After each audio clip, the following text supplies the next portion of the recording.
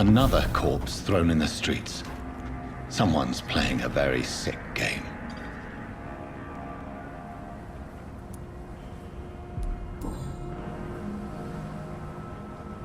I know this brooch. This is my mother's. A birthday gift from father.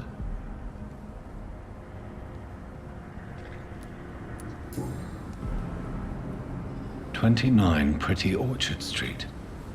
That's near Poplar's district. Why would this man carry off my mother's brooch? I must go there.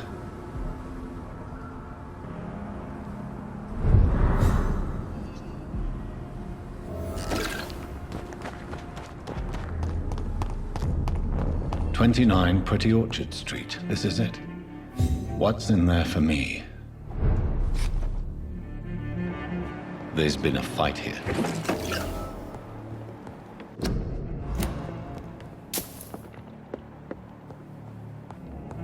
This window was shattered with violent force. Someone's been pulled through it and dragged through the street. Who could have done that?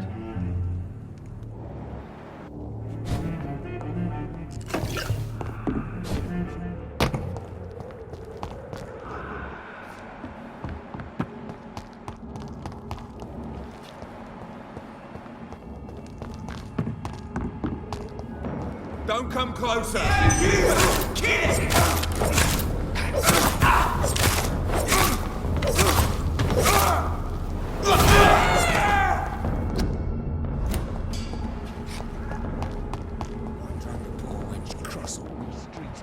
Expire and be found here. You're surprising. Occasionally. Easy does it, boys. We can deal with this. We have to stop it! Have faith, brothers!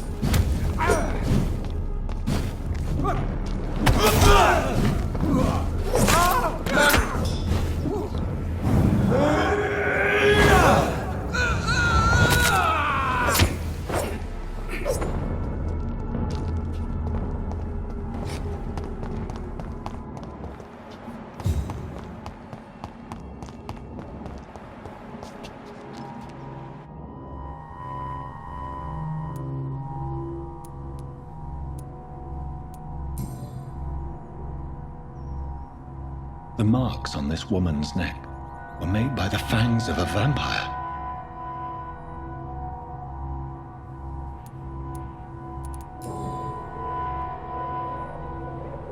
Only a golden watch in her pockets.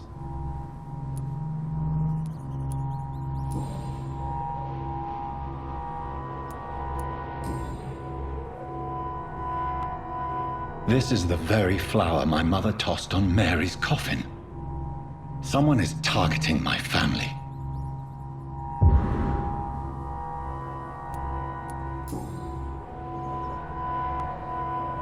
Her shoes and clothes are quite worn out.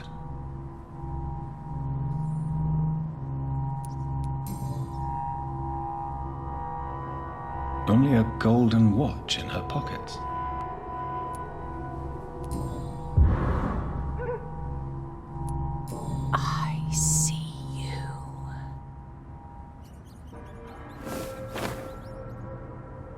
Right then.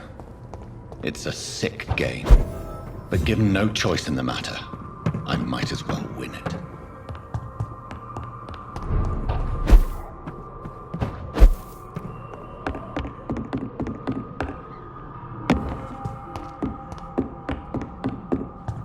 Jonathan!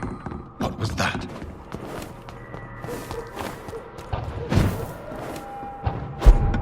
I won't let you escape. You're very fast, but I'll catch you.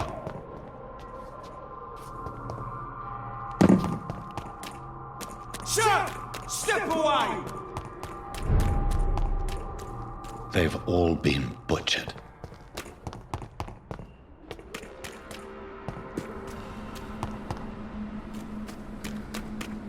I can still sense a presence.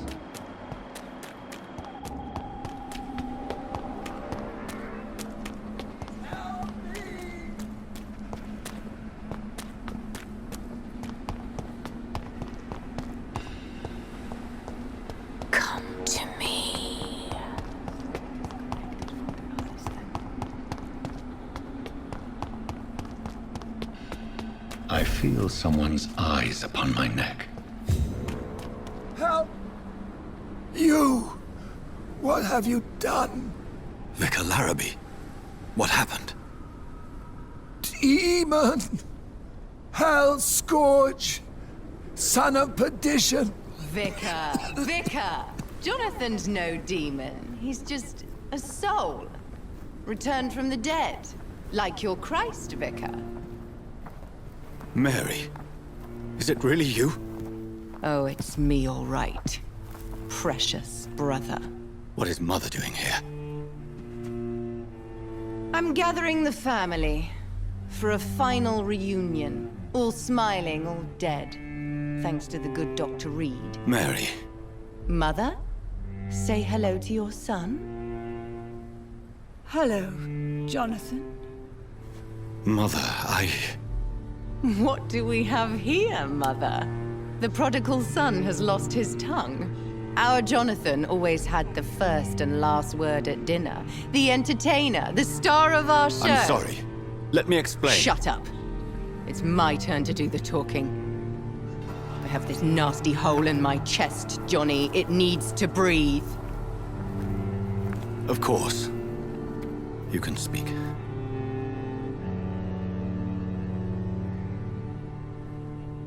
My prayers went so long without an answer. My husband, killed in France. My child, carried away by the flu. My brother promising to return in his letters, then disappearing in thin air. I went from hospital to hospital. Cemetery to cemetery. Grave to grave. I've lifted every stone in London, searching for an end to the nightmare. And there you were, in front of me, on a dark pier. The hunger had taken me. The joy to have finally found you. I longed for your arms, a final happy ending to so much tragedy, to tell me all would be well again, as you did when we were children. It was this filthy dock where you greeted your sister. I dug a tunnel from my grave with my fingers and teeth.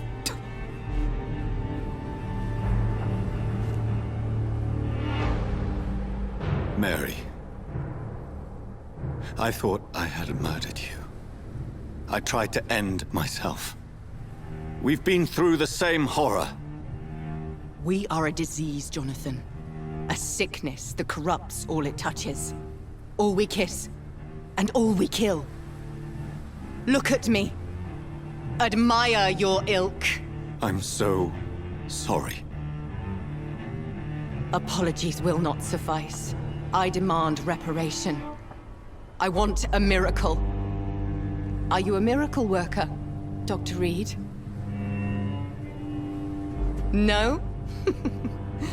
I'll show you mine then. The family Reed, reunited and complete, living forever in a red sea of eternal love.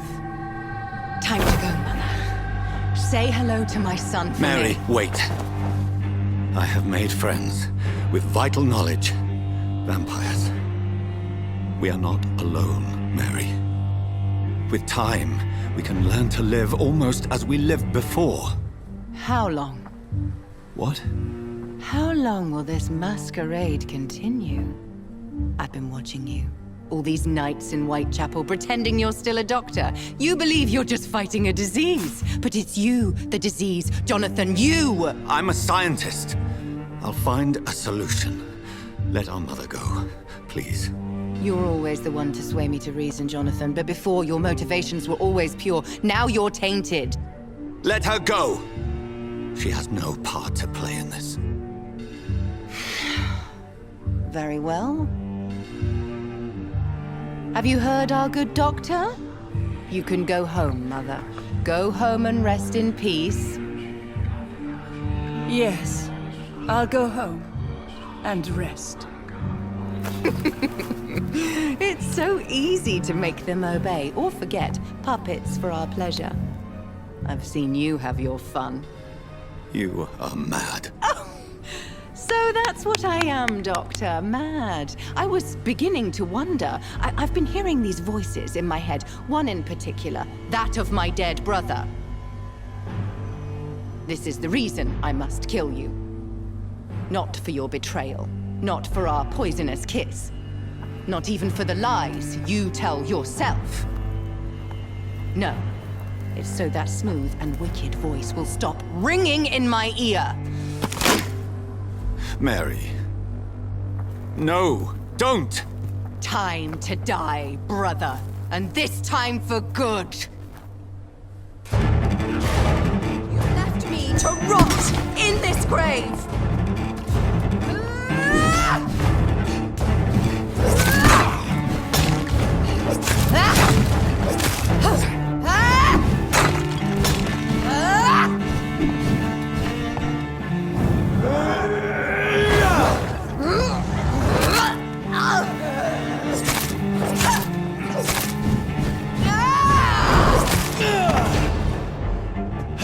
I'll do to you what you did to Dorothy Crane.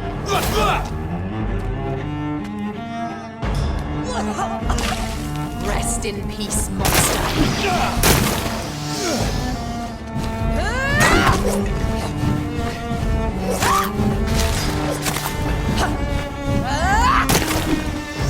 You killed me, brother.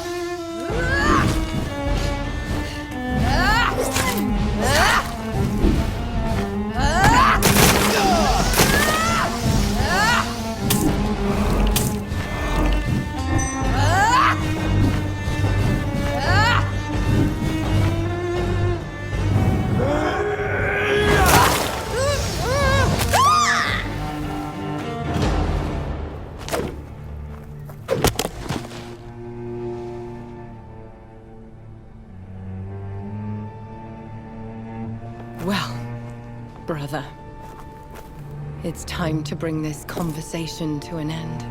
Forever. You know I will not play this game. Calm now, Doctor. Like a rabid dog. Or think you're performing an autopsy. Don't be ridiculous. I'll kill them all. The kind Dr. Swansea. The sweet little lass with hair of red. I am the Harbinger, bringing your punishment. Mary. Don't you see? This is not me. Flesh that never ages. All nightmare, no dream.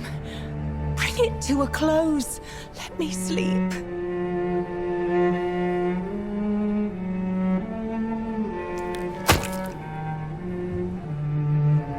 I will find a cure, Mary.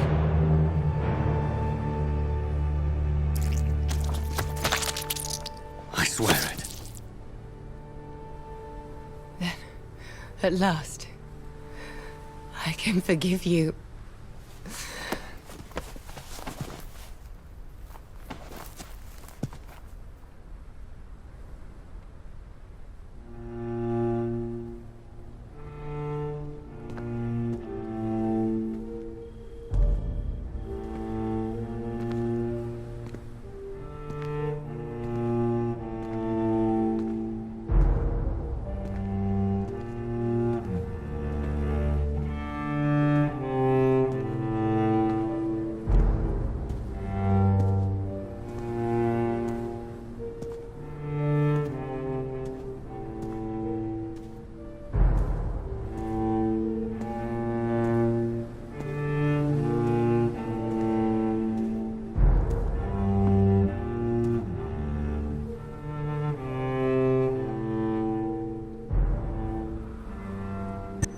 Blood. As I shed one last red tear for my fallen sister, I realize the entire world now revolves around this singular word. The epidemic that has stricken London is not the Spanish flu. It is transmitted through the blood, via violent biting, turning survivors into frenzied immortals. I am Dr. Jonathan Reed. I am a vampire, born anew into an age of death and pestilence. While plotting factions close in around me, I am sworn to find the source of this epidemic. I am convinced greater perils are still to come. I know the answers I seek are hiding in our blood.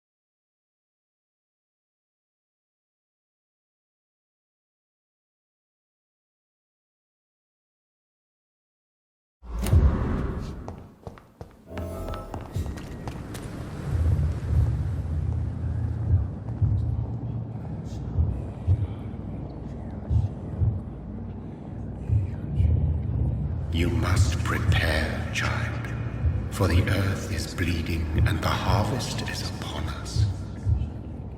Stay away! Whoever you are! This is no time for petty quarrels, my champion. Can you not hear? The famished queen has awoken. I am not your champion! But of course you are, son. As surely as you are the blood of my blood. I had to kill Mary! I have known your pain, child. Do not succumb to... Silence! I dismiss you, now! The land calls for a champion. All and everyone needs you. Silence! I'm tired of all these puppet shows. So this is where she lives. What a splendid house.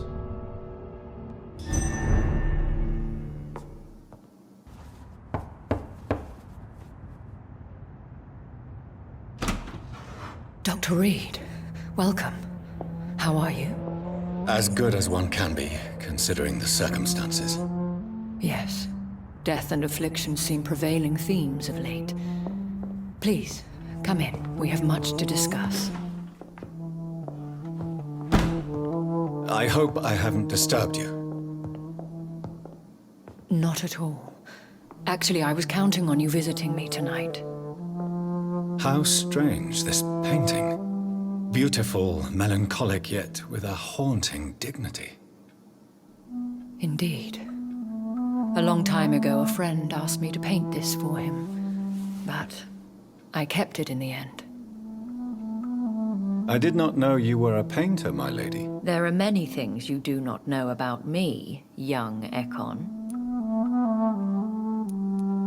Please, call me Jonathan. Please excuse my behavior, Jonathan. I tend to tease my friends when uneasy. What is bothering you, my lady?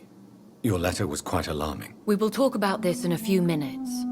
For now, I would like you to tell me about yourself. How have you been since we last met, my friend? I think I should ask the questions, your ladyship. After all, it was you who invited me to settle this most urgent of matters. Fair enough, Jonathan. The situation is critical. We do not have the luxury for etiquette. Please do not misunderstand me. I would be delighted to discuss mundane matters and idle trivialities. If we survive the dark nights to come, we shall have all the time in the world to speak, you and I. For now, please follow me, Jonathan. I must say, your house is exquisite. One of the advantages of living forever is having the time to be selective with one's furnishings. I took the liberty of having tea served. You can still drink tea. Can't keep it down, but I do so enjoy the aroma. Let us toast to make-believe, And of course to your health, Jonathan. And to yours, my lady.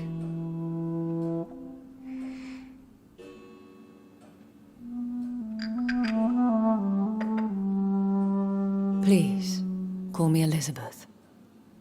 So, my lady, why truly did you invite me here? I've been asked to deliver an official invitation to meet the Ascalon Club.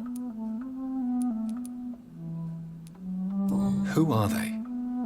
Really? They are the embodiment of vampire law in Britain. Some say they influence the destiny of the Empire. Some believe they merely protect it. How many are they? Only a small number of powerful and deceitful immortals. All of them entangled in a sticky web of shadow cabinets, influencing trade. Should I trust them? Of course not. Do not misunderstand me. They can be very useful, but I believe their long-term goals differ from yours. Why meet them then? Because nothing truly important can be achieved in this city without their consent. They could be powerful allies in this current situation. Should I lie to them? We all lie, Jonathan. It falls to you to choose your behavior. The most important rule is to show them due respect. They have done nothing but impede my investigation since I became known to them. Why would they want to see me now? I guess they now see you as Ascalon material. They must have found out what happened to your sister. Proof of the potent blood flowing through your veins. I'm not sure I can accept their invitation. I have seen their handiwork. How Fergal the Beast imposed the club's law. You have no choice, Jonathan. Even I would not openly defy Lord Redgrave, the chairman of the Ascalon Club.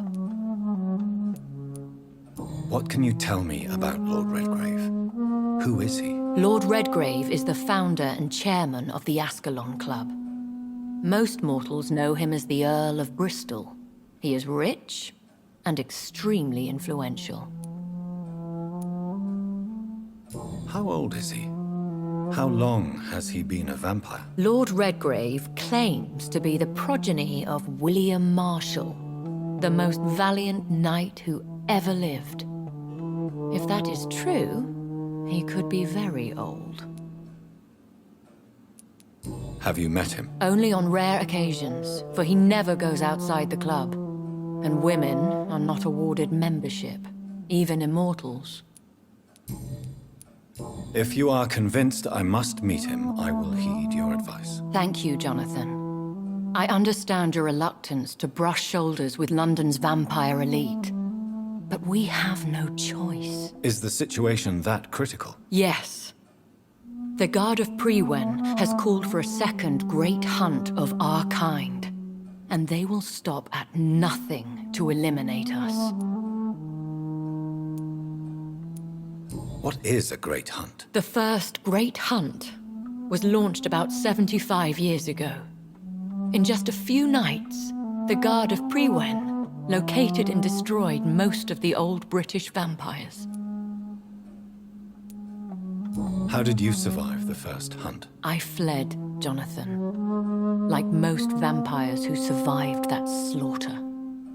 And I secretly came back when I was sure they had lost my trail.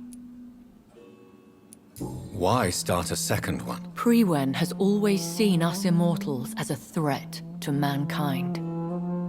My guess is they suspect one or more of us is the cause of the epidemic.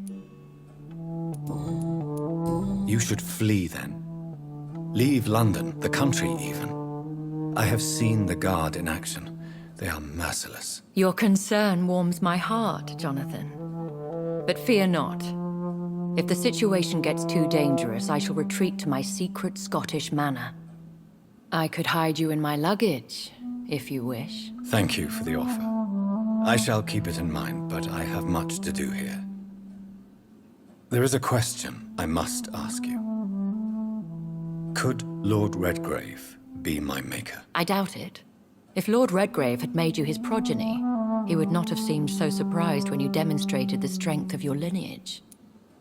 One day soon, I will have to find the answer to this mystery. And I shall help you in your research, I promise.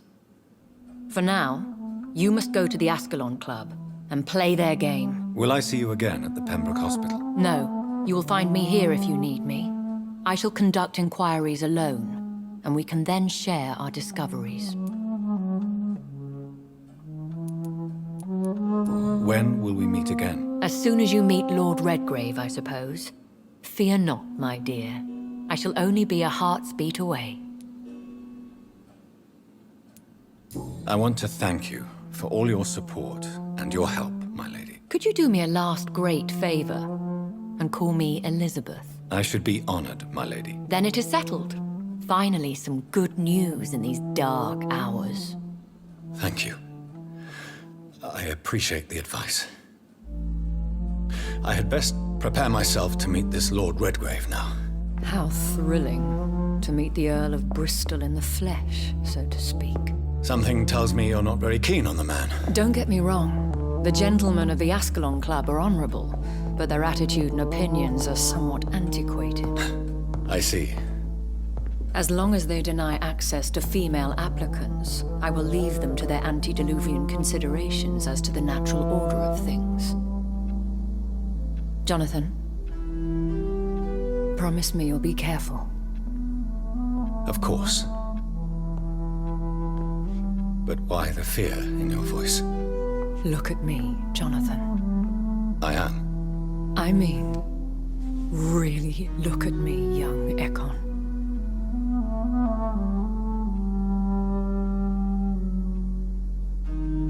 We may be deceptive by nature, but this heart of mine has always told the truth.